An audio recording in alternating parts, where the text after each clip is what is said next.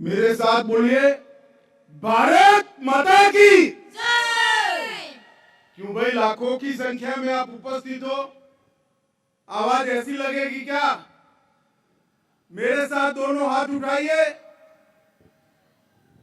उठाइए दोनों हाथ और मुट्ठी भींच कर प्रचंड आवाज से बोलिए, भारत माता की जय। भारत माता की। जय। आज यहां पर 13वें त्रिवार्षिक दुलाराई बाथो गोथुम सम्मेलन में आए हुए बाथो धर्म के सभी अनुयायियों को मेरा प्यार भरा नमस्कार, प्रणाम। मेरे लिए ये बहुत हर्ष का विषय है कि आज मैं यहां पर सामूहिक बाथो आरोज में आप सब के लिए, आप सब के साथ हिस्सा भी ले रहा हूं और प्रार्थना भी कर रहा हूं। मित्रों, ये देश अनेक प्रकार के धर्मों से बना हुआ देश है और बाथो धर्म परंपरागत सनातन धर्म के साथ ही पला बड़ा और प्रकृति की उपासना करने वाला बहुत महत्वपूर्ण भारत का हिस्सा है। और आज यहां पर आपके साथ आरोज में उपस्थित होकर और सीजो वृक्ष की पूजा कर कर मैं अपने आप को धन्य मानता हूं। भाइयों और बहनों, सबसे पहले मैं गुरुदेव कालीचरण ब्रह्मा और बोडोफा उपेंद्रनाथ ब्रह्मा को प्रणाम करता हूं, जिन्होंने बोडो आइडेंटिटी के लिए और बोडो की पहचान के लिए बहुत बड़ा काम किया। आज मैं भारत छोड़ो आंदोलन के 3 शहीद मनीराम, श्री रतन और लारेला कछारी को प्रणाम कर कर मेरी बात करना चाहता हूं। मित्रों, जब मैं भारत का गृह मंत्री बना तब बोडो संघर्ष चल रहा था। तब मैंने उत्तर पूर्व के क्षेत्र के बहुत महत्वपूर्ण समुदाय की मांगों को समझने का प्रयास किया था और जैसे जैसे मैं समझता गया, मुझे मालूम पड़ा कि आप में और बाकी भारत के बीच में कोई अंतर नहीं है, हम सब एक समान है, एक समान है। और तुरंत ही नए नजरिए से मोदी जी की समस्याओं को देखने का जो नजरिया है, उसके नजरिए से प्रयास करने के बाद समाधान भी हुआ और आज बोडोलैंड हत्या, बम धमाके और गोलीबारी की जगह विकास के रास्ते पर आगे बढ़ रहा है। इसको मुझे बड़ा हर्ष और गौरव भी है। मित्रों, दुलाराई बाथो गोथुम 1962 से गुवाहाटी में जिसकी स्थापना हुई, तब से बोडो समुदाय और बाथो धर्म के लिए काम करने वाला संगठन है।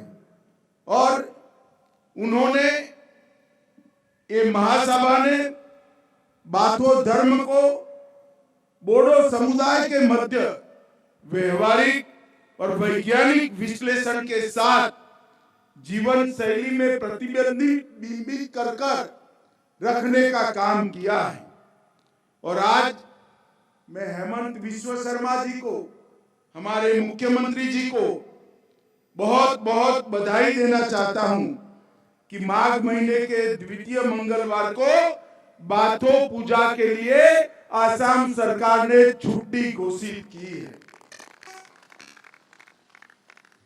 मित्रों, आज जब मैं यहाँ आया तब बाथो महासभा के आध्यात्मिक दृष्टिकोण यानी धर्म, अहिंसा, शांति, क्षमा और प्रेम के माध्यम से समग्र विश्व की और विशेष कर हमारे उत्तर पूर्व की शांति के लिए मैं आज यहाँ पर प्रार्थना करना चाहता हूँ।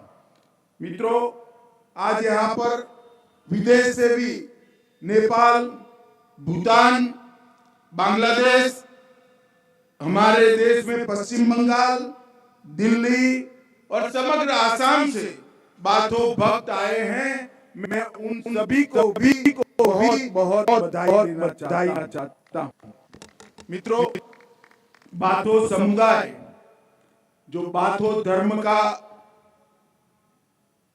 अर्थ जानते हैं वो ही जानते हैं कि बा का अर्थ 5 होता है और थो का अर्थ गहरा होता है। बाथो का मतलब है 5 तत्व के विज्ञान को, उसके गहरे रहस्य को समझने की प्रक्रिया। और बोडो का बाथो धर्म ब्रह्मांड के 5 तत्व, सान मतलब अग्नि, अखा मतलब आकाश, बार मतलब वायु, हा मतलब पृथ्वी और दे मतलब जल। ये 5 तत्वों को एक साथ एकता का संदेश देना, यही बोडो के बाथो धर्म का मूल सिद्धांत है। और बाथो धर्म के दर्शन के अनुसार बोराई बाथो ब्रह्मांड में सर्वव्यापी। मैं आज पूरे बोडोलैंड के सभी निवासियों के लिए और बाथो धर्म के अनुयायियों के लिए बोराई बाथो के सामने आपके मंगल और सुख शांति की प्रार्थना करता हूं कि ये समुदाय, ये धर्म अनेक सालों तक चलता रहे और आगे पर पृथ्वी के हर क्षेत्र में ये फिलसॉफी को हम पहुंचाए। 5 तत्वों की ये जो फिलसॉफी है, ये प्रकृति की पूजा की फिलसॉफी, और यही फिलसॉफी के आधार पर आज बाथो धर्म का झंडा भी बना है। और मतलब अग्नि से लाल कलर को लिया गया है, अखा से आकाश से नीला कलर लिया गया है, वायु मतलब बार से सफेद लिया गया है, हा मतलब पृथ्वी से पीला लिया गया है, और दे मतलब जल से हरा लिया गया है। आपका ध्वज भी 5 तत्वों की पूजा का संदेश देता है और धर्म भी 5 तत्वों की पूजा का संदेश देता है। और आपके आध्यात्मिक संदेश, बुद्धिज्म के 5 नैतिक संदेश जो है वो भी पूरे देश और दुनिया को मार्गदर्शन करने वाले हैं। पवित्र अनुभूति पर संदेश, पवित्र अभ्यास पर संदेश, प्रेम पर संदेश, सत्य पर संदेश और नफरत के त्याग पर संदेश। ये 5 मूल संदेशों के आधार पर ही बाथो धर्म ने आगे बढ़ा और इतने सालों तक आगे बढ़ाए। सीजो वृक्ष का भी मैंने पूजन किया। मेरे लिए आज बहुत बड़ा दिन है क्योंकि मेरे जीवन में मैंने पहली बार सीजो वृक्ष का पूजन किया। और आज आप सबकी ये भावना के साथ सम्मिलित होकर मैं बहुत प्रसन्न हूं। मित्रों, ये पवित्र वेदी का भी पूजन किया जो जन्म, पीड़ा, विवाह, सुख शांति और मृत्यु के बंधनों के रूप में इसका पूजन करते हैं। तो मेरे लिए आज बहुत बड़ा दिन है कि आपके साथ इस सार्वजनिक प्रार्थना सभा में मैं यहाँ पर आया हूँ और बाथो धर्म के मेरे गौरवशाली भाइयों बहनों के साथ खड़ा हूँ। मित्रों, जैसे हेमंत जी ने बताया, भारत सरकार और आसाम सरकार सभी धर्म को मजबूती देने के लिए कटिबद्ध है। मैं आज यहां आया हूं तब जरूर कहना चाहूंगा कि आप बाथो धर्म की गहराइयों को जानिए, आपकी परंपराओं का अनुसरण करिए और सालों सालों तक मजबूती से बाथो धर्म को आगे ले जाने का प्रयास करिए। हमारे यहाँ प्रकृति से बढ़कर कुछ नहीं होता है और प्रकृति की पूजा करने वाले हमारे जो धर्म है, विशेषकर नॉर्थ ईस्ट के अंदर, उसके संरक्षण और संवर्धन के लिए नरेंद्र मोदी सरकार कोई कसर नहीं छोड़ेगी। सारे प्राकृतिक धर्मों के संरक्षण के लिए जो कुछ भी करना पड़े हम जरूर करेंगे। मित्रों, बोडो आंदोलन का एक बहुत बड़ा इतिहास रहा है। बोडो ने अपनी संस्कृति को बचाने के लिए बहुत बड़ा संघर्ष किया है और कांग्रेस की जो नीति थी, मूल समस्याओं से ध्यान भटकाकर सत्ता का भोग करना, इसके कारण हजारों की संख्या में युवा शहीद हुए। कईयों ने अपना भाई खोया, कईयों ने अपना पिता खोया, कईयों ने अपना पति खोया। मगर आज मोदी जी के नेतृत्व में बोडो समझौता हुआ और पूरे बोडोलैंड में आज शांति और सद्भाव का वातावरण बना हुआ है। मुझे आप सभी को कहते हुए गर्व हो रहा है कि पूरे बोडोलैंड में गत 3 साल में एक भी हिंसा की घटना नहीं हुई है। बोडोलैंड अब प्रगति के रास्ते पर चल रहा है। मित्रों, विकास की यहाँ पर एक नई गाथा शुरू हुई है और मैं आज आपको बताने आया हूं कि पूरे पूर्वोत्तर के अंदर विकास को आगे ले जाने का और शांति की स्थापना करने का नरेंद्र मोदी जी का मिशन आज सफल हो चुका है। आप पूरे पूर्वोत्तर में, नॉर्थ ईस्ट में देखें तो हिंसक घटनाओं में 73% की कमी हुई है। सुरक्षा बलों के मृत्यु में 71% की कमी हुई है और नागरिकों के मृत्यु में 86% की कमी हो चुकी है। ये 9 वर्षों में शांति समझौते किए हैं और करीब 9,000 युवाओं ने हथियार छोड़कर मेन स्ट्रीम में आने का पसंद किया है। और मैं प्रमोद बोरो जी को विशेष बधाई देना चाहता हूं कि बोडोलैंड आंदोलन के सभी युवाओं को आज मेन स्ट्रीम में लाकर बोडोलैंड के विकास के लिए वो काम कर रहे हैं। मैं आज आप सभी को बताना चाहता हूं कि हमने जो 27 जनवरी 2020 को समझौता किया, इसके कारण 1615 युवा मेन स्ट्रीम में आए। एनडीएफबी समूहों को भंग कर दिया गया और 1500 करोड़ रुपए का विकास का पैकेज एक छोटे के क्षेत्र के लिए दिया गया। 750 करोड़ रुपया आसाम के मुख्यमंत्री हेमंत विश्वकर्मा जी के माध्यम से और 750 करोड़ रुपया नरेंद्र मोदी जी के माध्यम से भारत सरकार ने दिया। और आज हेमंत जी के नेतृत्व में पूरा आसाम शांति के साथ विकास के रास्ते पर आगे चल रहा है। मित्रों, Bodo Kachari welfare autonomous council का गठन कर दिया गया है।